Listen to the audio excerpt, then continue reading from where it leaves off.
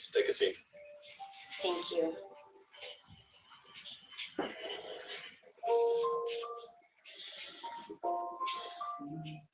I'm glad your son is okay. Thank you for your help, sir.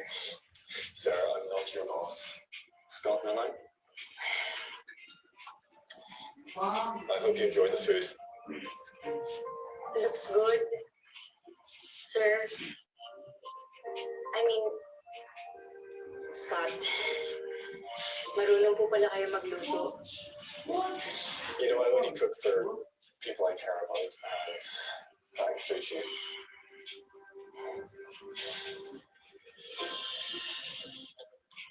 I hope you don't mind me asking, but do you think there's a chance for us? If I were to ask you to be my wife? Look, I know I'm older than you, but when it comes to love, age is just a number, right? It's not the age. I'm not ready for another relationship. I understand what you've been through, but I promise to be a better man, a better partner than your ex-husband. I'd be responsible. I'd be a better father to your son. I'd even cook for you every day. Di naglaon. Unti-unti na rin nahulog ang loob ni Cham sa Amerikanong si Scott. Umaasang ito na ang magiging simula ng bagong buhay nilang mag-ina. Ang tunay pala nito maghuhugali.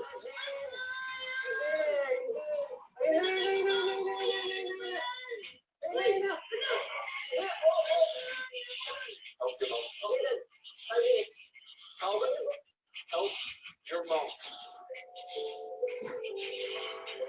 Sorry, man. Sorry, sir. Sorry, sir. Even James is acting like you now. Calvin, James, ito muna kayo sa room. What's up?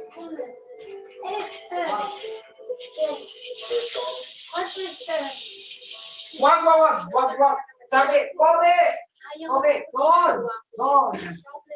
Charlie, you're too soft on me. It's okay to disagree now and again. I discipline them. Calvin doesn't respect you. What do you mean? He doesn't even listen to you anymore. He's going to turn out to be a disappointment. Wala ka naman kayo. Huwag kang magalit sa anak ko. Hindi sila mga sundalo. We're not in a military camp. Wala yung brain ko. Sana yung brain ko. Listen to me. Got it? Wag, Kobe. Wag kang lalabas. No.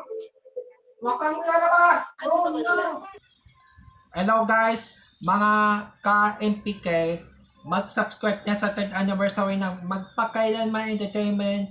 I-click natin yung subscribe channel, i-like sa Facebook page, i-tweet sa Twitter, i-follow lang sa Instagram, at mga social ng mga media accounts. Maraming salamat po mga ka-magpakailanman.